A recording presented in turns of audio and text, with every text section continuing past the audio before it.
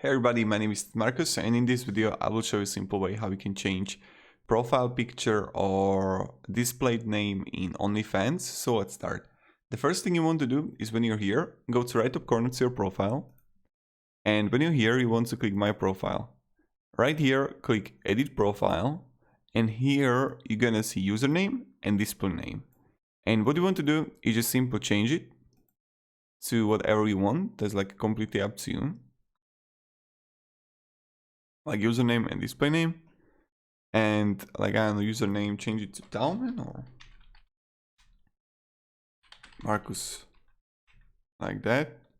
Display name again, whatever, and click save changes.